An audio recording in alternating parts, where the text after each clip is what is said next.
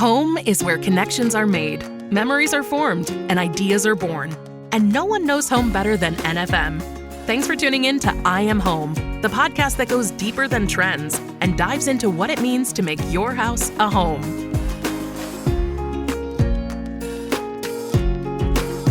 Hello and welcome to I Am Home, the Home Life Best Life podcast. I'm Tyler Weiskup. We don't have Becca today, but I am joined by my co-host who's always on beat, even when we're off topic. It's Hilary Walternap. Hey, Tyler. Hi, Hilary. And today we're talking to someone who brings energy and artistry to everything they do. It's Memphis Cantu. Hi, Memphis. Hi, how are y'all doing? Oh, so good. So good. Let me just kind of introduce you really briefly, Memphis. You're a standout at the University of North Texas Pom and Dance team.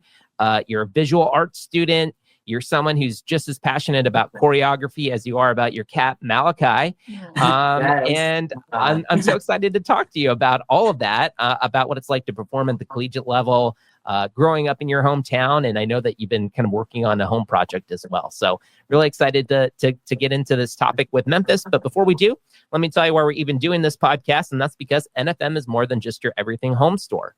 We're in the business of improving lifestyles because your home life should be your best life. And you can learn more at nfm.com. So Memphis, I wonder if just the natural place to start is what drew you to Pom and Dance, generally speaking. I know you're at North Texas now, but how did you get into this kind of performance arts?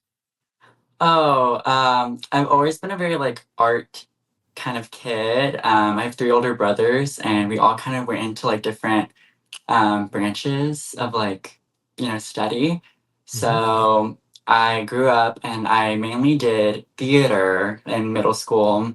Okay. And that was one of my biggest dreams, was to do theater and whatnot. However, when I got into high school, I had realized that I have not taken a single dance class in my life.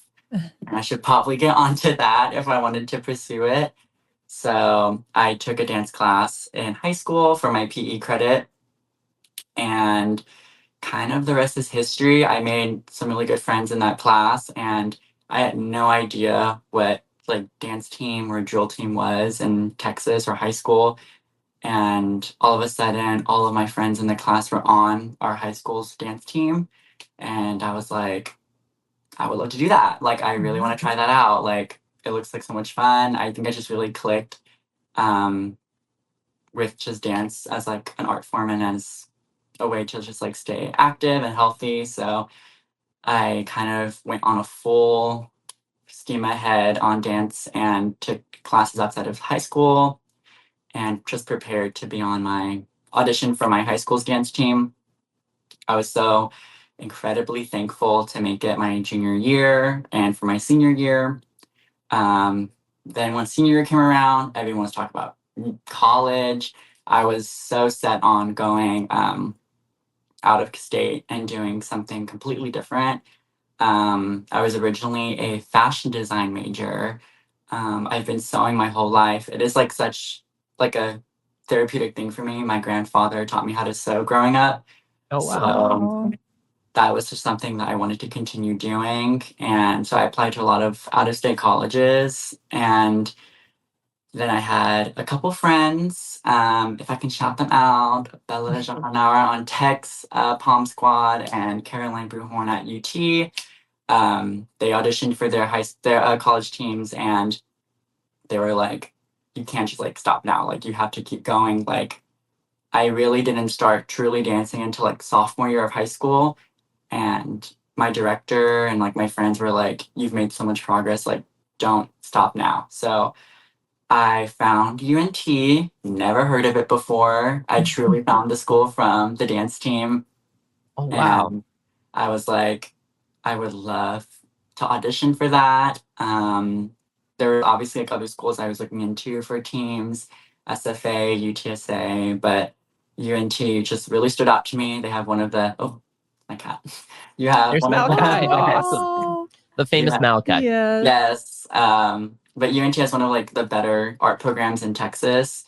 So I was like, I might as well go somewhere that has really good funding and the career I want to work in. So I kind of landed on UNT, and all the stars aligned for me to make the team, and I was thankfully announced as the first male dancer ever for the North Oh, Carolina. wow. So cool. Congrats. That's awesome. I didn't realize that. Well, I'm curious because usually when you hear about dance, people that have done it, that are kind of gotten to this level, a lot of them have been doing it for like since they were little. Almost babies. So I think it's Yeah. amazing, and especially like seeing videos of you, you just look like so precise and crisp at like how you execute. So I'm curious, what's something that people don't realize about what it takes to kind of develop the athleticism and the discipline to become like a collegiate dance team person?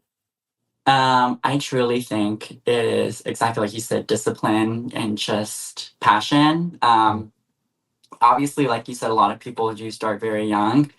My family, I've always loved dancing, like never like took it as a class, but like I always loved to do it. So, I have 3 older brothers, and my family just really couldn't afford to put me into something as expensive as dance. But I truly think it is like a passion project for me personally. Like, I don't think I would have gotten to where I was if it wasn't for like just the love of like the art form and like the athleticism behind it. A lot of people like to say like, oh, like you're born with it or like you're not, but like I truly think that like anyone can get to any level of dance and performance art if you really want to put in the time and the work and the discipline within it. I don't think it's subjective to each person. I think it really is like available to everyone, just like learning at home. That's mainly how I got to where I was, which is like practicing like in my living room, in my bedroom, not ever taking a ballet class and having to like learn everything through a YouTube video. But it truly is like, for me, like anyone can do it. I think it really is mainly a passion project for me personally. But yeah, that's how I would describe it personally. I think it's an inspiring message that like anyone can, and the fact that you mentioned YouTube and being able to kind of like pull up videos and learn that way. I mean, shout out to them, I guess. My goodness, to help somebody get it to this level, I think that's pretty incredible. So talk to me about like balancing the demands of practice, of performances, and I know your visual arts coursework. Oh God, a lot of alarms. Start there. I am a very, very deep sleeper. All my teammates know I love a good nap. Good for you. Yes, I need it. Yes. And so does he. So I would definitely say like I have like everything. I connect because we use Band, like the app for everything with dance, and I literally connect that calendar to my phone calendar. I have my work schedule connected to my phone. Like everything is just like on one space, so I can just see it all. Like genuinely a lot of alarms. Like even if it's like to be like, okay, like right now get this homework, like this thing of homework done, work on this. Like just really having that self discipline and motivation. Because I'm a studio art major in a concentration of photography, so it's a lot of like on hands work. And they give us plenty of studio time to work on it. I just have to be very disciplined with myself to actually stay in the studio and work on it, get it done now so I can have more free time later. That's like definitely something my dad instilled in me. Work now, play later. Just definitely keeping that that motivation to continue everything. But yeah, I mean, thankfully we do have practices in the morning, so I wake up bright and early at like 5:20 to get to practice at 5:40. We end around 8:30, 9 p.m. But after that, we have basically the rest of the day off to work on class and go to work. So yeah, like I'm very thankful that it aligns in the morning, because I have basically the rest of the day to like do whatever I need to do. So just definitely planning, a planner. I have a wall planner that's the best for me. Right outside my bedroom, my front door, so I can see it before I go, so I don't forget anything. But that's like what's worked best for me. But alarms, that's because I am a deep sleeper. Yes. Smart. So you have a job on top of all of that. Did I hear that right? Yes, I do. Oh my gosh. I worked for, what if I can say, I worked for Chipotle since I was 16. Kind of harking back to like my passion for dance, like obviously having a lot of sit down conversations like with my parents about like the payments of high school dance and travel and whatnot. So I decided to pick up a job when I turned 16. Wow. So that was 2020. So I'm going on 5 years in August. So Wow. That's impressive. thank you. Yes, I need the money. I need the job. Also, I just love staying busy. So It sounds like it. yes. Thankfully, I've worked my way up. I'm now like one of the managers at my restaurant. So I have a little bit more of a higher pay, which allows a little bit more leeway within my hours. But Nice. yes, I do have a job on top of all of it. But I wouldn't have it any other way, really. I've made so many great connections with like just the people I work with. And even thinking about like if I do get my degree in photography, if I want to continue within the company through their marketing program, I could see that way. And I already have 5-6 years under their business. So, it's definitely it's a long run, but like I said, I wouldn't have it any other way. I'm enjoying every step of the road. So Also, I think it's smart. It goes back to this idea of like discipline and being able to like work really hard at what you want to do, both in like the craft of it, but also in like helping to finance and make it happen. And that clearly helps to make you such the well-rounded person that you are. So I think that's fantastic. Memphis, I'm curious, like from all your time performing, has there been a specific memory that stands out above the rest? Oh God, definitely making the team my first year. Like that was insane to me. Like, I mean, obviously, like I was 17 at the time, so I was like, driving from San Antonio. It's like a 5.5 hour drive, and just like learning the material for the audition, like on the drive up there, and just preparing myself as much as possible. I'm sorry, learning the material on the drive up there. Yes. He's the king of multitasking. Yes, my parents were driving and I was in the back seat, just doing what I had to do.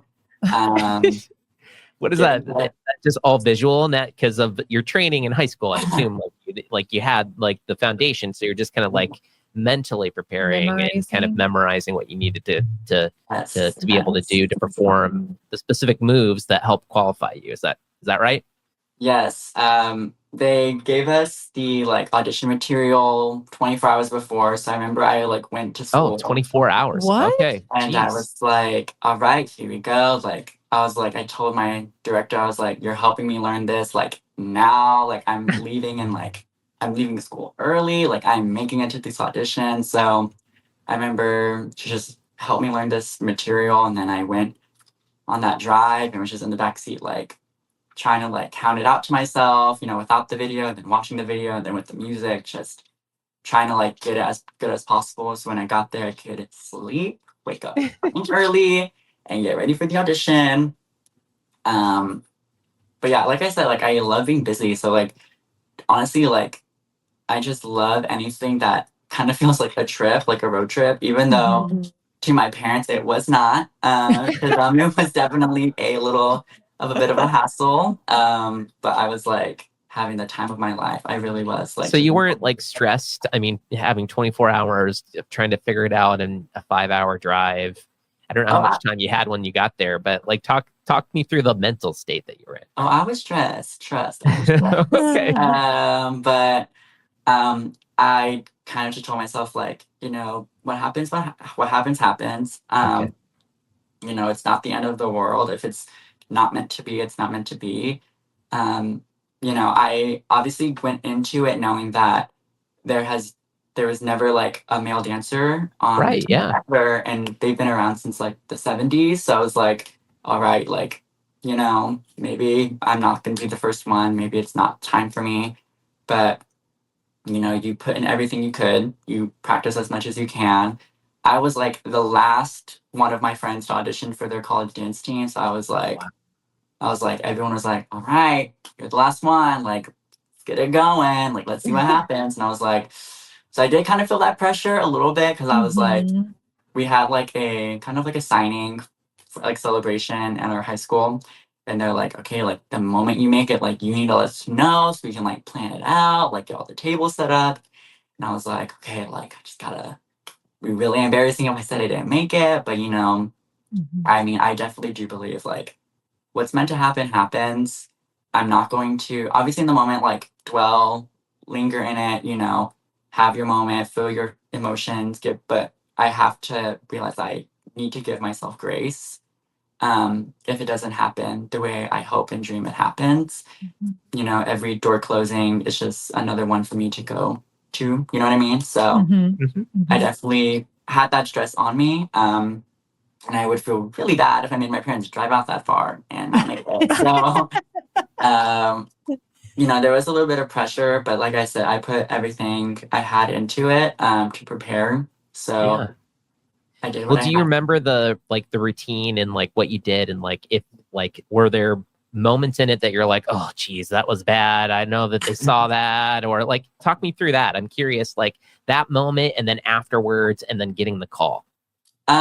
So I'm like definitely not the biggest hip hop dancer. I'm not trained in that. Okay. And it had like a hip hop, a jazz, and like a palm portion in the dance. So it's like kind Jeez. of Oh Okay. wow.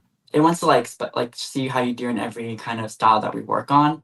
Yeah. Interesting. So I was like, just get to this hip hop. Like if we can just get through it, we'll be good. Like um I don't remember like ever really messing up the routine memory wise. Of I course do not. remember being like, ooh, like I feel like it looked really weird doing that like head roll. I was, you know, just like small things like that, being like, I feel like I look really funny right now. So I was like, just smaller things like that. I think I Mhm. remember honestly, like I don't remember that routine at all. Like it has completely left my mind. Like I'm pretty good at remembering like past routines. Like I can kind of recall routines from like high school, but like that one, out of my head. Like I literally, Trauma blocked. literally, I was like, learn it, got on the team. Okay, we don't have to Mhm. do that again. Like it's completely done. Time to celebrate. So I do remember like you know seeing people obviously like get cut, and that was a little bit of like a whoa, okay, like lock in. Like you need to really work on like just showing off who you are. Mhm. But if honestly, like I just remember truthfully like in the audition process, like being talking to people, being like, oh, like where are you from? And like people being like, oh, I'm from like over this side of the Texas. I'm on this side. I'm like just like kind of hearing everyone's story was kind of a little bit of like a motivation to me to be like, we're all kind of coming from the same place right now. We're all seniors in Mhm. high school, like trying out for this team that we want to be on. So I think if anything, I remember like probably coming in a little bit like loose, a little bit like, all right, like, you know, what happens, happens, like, it's fine. But I think after like kind of the first round of cuts and whatnot and seeing my numbers still there, I was like, okay, you kind of have to lock in now. Like, you kind of have Mhm. to get it together. Like, you know, not that you were messing up, but like, you know, be a little bit more intentional and confident within your movement. So that's kind of what I So remember. did you find out that day? Did they continue to do auditions until they had the team that was all in the same day? Yes. Oh So wow. for my year, it was a 1 day audition, and they had kind of round one and round two. And then round one was like, I want to say it was pretty early in the morning, probably like around like 8 a.m. or something like that. And just, you know, kind of doing technique and whatnot, kind of seeing where you are like level wise of training. And then obviously doing the routine, doing like our fight song and whatnot. And then after that cut, all like the vets came in, you know, and you know, if you're trying out for a team or you're trying to be on something, you are gonna stalk everyone that's already on the team. I Uh-huh. was like, Uh-huh. I was like, oh, hey, y'all, like, acting like I don't know them. And I was like, I've literally seen your whole life trajectory.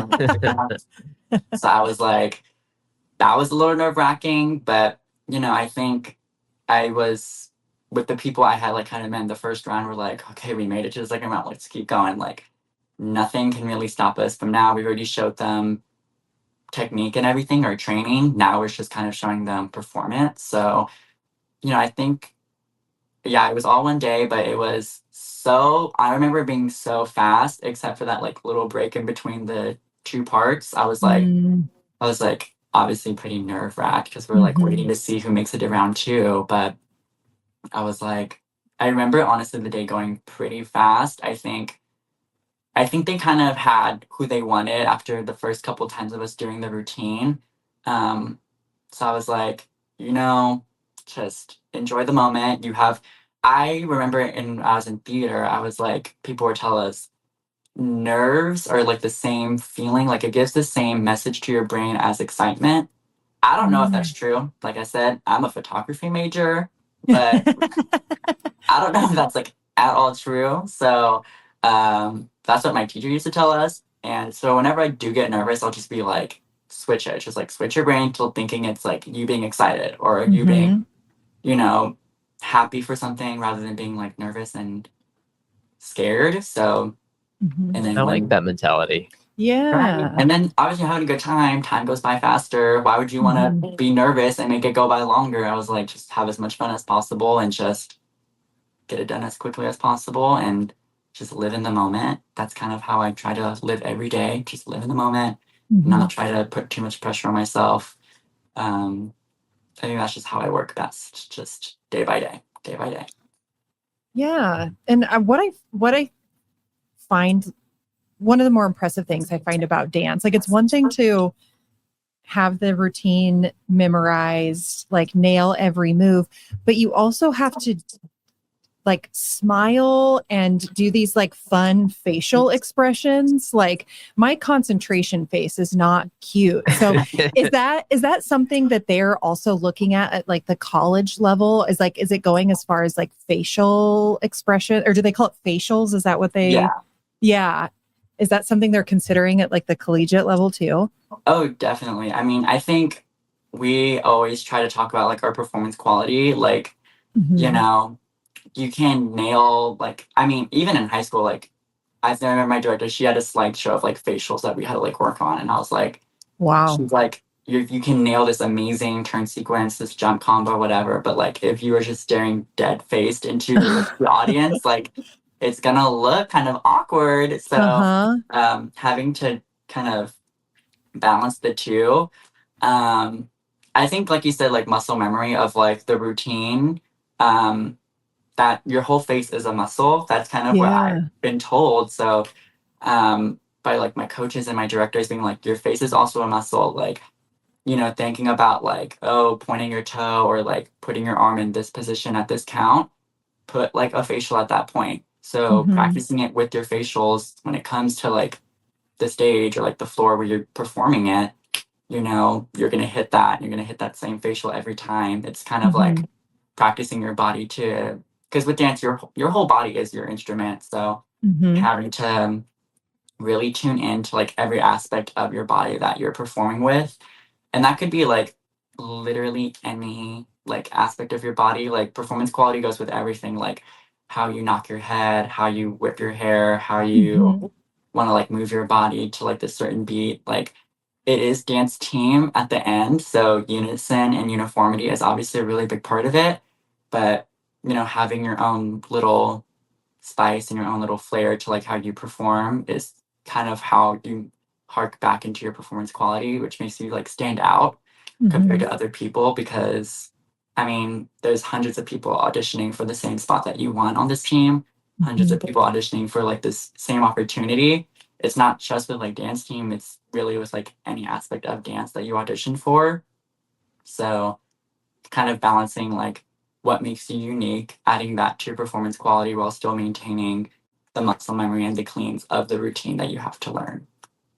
Super interesting. Yeah. Well, Memphis, I'd love to go back a little bit. You talked about your grandfather teaching you how to sew. You've talked a little bit about San Antonio, your parents. I'm curious about your home life. What's something that like reminds you of home? You're in an apartment at University of North Texas today, but what's something that reminds you of home the most when you see it? I don't know if it's something in your daily life or something when you go back to San Antonio or wherever it is that your folks are today. I mean, it's a lot of like little things. I think as I've like matured and like I live alone now, so I do try to like intentionally make my space feel a little bit more like intentional with how I want to feel and how I want to remember home, especially being so far away. Obviously, like my cat is like number one. Like I got him when I was a senior in high school. He's lived with me in Denton. Like he was in my dorm with me. He's lived in every apartment I've lived in. Like he's like truly like something from home that I kind of get to have. But there are like other aspects. Like I'm very kind of a sentimental person. I remember like my mom also did photography growing up, so we had Cool. a bunch of photo albums at home, and I remember just like being younger going through them in our living room, and like I could have gone through the same one probably like hundreds of times and still like being entertained by seeing every photo. So I do have quite a bit of photo albums like in my living room that I kind of like to look through, just kind of like remember certain memories, and then just other stuff like kind of harking back to like things of like my culture, especially like with my spirituality and like my religion. I grew up Catholic. I'm not like super hardcore practicing anymore, but I do kind of still have that spirituality like tied to like my family. So I do kind of have certain decorations in my home that like I see and I look at that kind of remind me of home. I definitely took some stuff from home and put it into my living room. So just small stuff like that like, passing by, like coming home from work, putting my phone or like my like keys in like my bowl that like I have next to like my front door, and I got that from home, and I was like, just small stuff like that I think definitely reminds me of home. Yeah. And obviously like I call my parents like all the time. Like I always call my mom, and even if I didn't, she will still call me. So like I talk to them plenty, my grandmother, my grandfather, I definitely keep a lot of close sentiments to my family because kind of growing up, that is kind of all I really had. So yeah, I mean, just small stuff like that. I think decorations now that like I live alone are kind of the biggest way for me to remember home. That's not really like so close, like literal as communication. But yeah, those are kind of like the smaller ways for me to remember home. That's so special. Yeah, I think that's awesome. Let's talk about your space now. Then you're kind of alluding to like all the decor and the things that you've kind of brought into your home. You have such the strong visual eye. You talked about like the fashion. You talked about the photography, and obviously the dance. I think all that probably plays a part to play in your home style. And I'm curious, like, how would you define it? I definitely.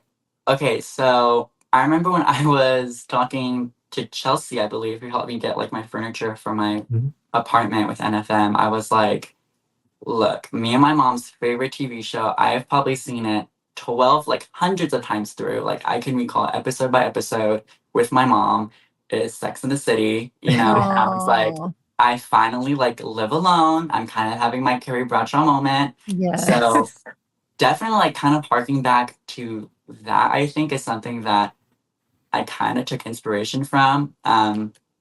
It's so like a lot of my stuff is thrifted. A lot of it is like from home and obviously some new stuff from NFM. But like, I definitely like truly believe like buying stuff that like is going to, stay within my apartment for like a while. I don't want to just like buy something that I'm going to like put up for a couple of days and like put away. But I kind of wanted to make it kind of feel like if I don't really know like an aesthetic it probably would be. Honestly, it's just kind of like I feels like an accumulation of like who I am. Definitely stuff that's functional, practical. A lot of storage. I do kind of live in a smaller apartment, so it's just finding stuff that is practical, but definitely has like a more sentimental meaning to my culture, to my family, to just like who I am as a person. A lot of browns, a lot of blues and greens, obviously for UNT. And, just stuff to kind of hark back mainly to my culture and whatnot. That's awesome. I know that we talk about it all the time on the podcast of just like finding things that you like. And if you put them all together, it's just going to look great because they're things that mean something to you no matter what. So doesn't have to fit into a certain defined aesthetic or style. If you're surrounded by the things that you love and bring you joy, like it'll come together beautifully. Well, Memphis, we're getting close to the end of our time together. I wonder if we can kind of wrap up with I love Malachi. I spent some time looking at Malachi pictures. So I'm curious, does Malachi have a favorite spot in your place today? And how does like having a pet help shape your home life? Definitely having a pet adds a lot of character to your home life. It adds a lot of personality. He is kind of the talking point of when I have people over. I literally was like, how do you like my new furniture? And people are like, where's Malachi? Like, where's the cat at? I do have a chair from IKEA. I don't know like how to pronounce it. It's like Pomong or something like that. Nobody knows how to pronounce it. Yeah. But that is definitely even the Swedes. I don't think they can pronounce it. Yeah, I saw it and I was like, I like it. I didn't know how to pronounce it, so I got it shipped to me, so I didn't have to go in person and ask for it.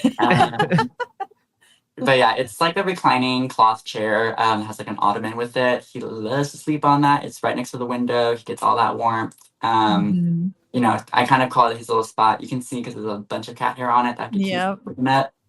But yeah, that's definitely like. But honestly, like, when I pictured like my apartment and when I got that chair, I was like, that's gonna be like a spot that I want to have like a lot of people over, like hosting. That is something that makes me feel a lot at home. Obviously I don't have my family here to host for, but I do have my friends, so it does kind of remind me of home, of having a lot of family over. I love playing my records for everyone, so that's something that, and he loves the attention, so Yes. Well, awesome. Memphis, this has been so fun getting to know you a little bit better. Thanks for joining us and sharing your story. And continue to give Malachi, I'm sure you will, all the love that he deserves. Because we certainly wish that we're there petting him and enjoying the records and the awesome aesthetic that you built. So I want to thank my co-host Hilary, our producers Ann and Scott, and all our listeners. Go to nfm.com/podcast, where you can send us your home life questions, and maybe there's a chance that you'll be featured on the show too. So until next time, here's to making home life your best life, one story at a time. Thanks for joining us today for I Am Home with Tyler Weisskopf, Hilary Waltemath, and Becca Sudbeck. No one knows home quite like NFM. So if you'd like more information on home design at NFM, please check out nfm.com and leave us a review on the podcast platform of your choice.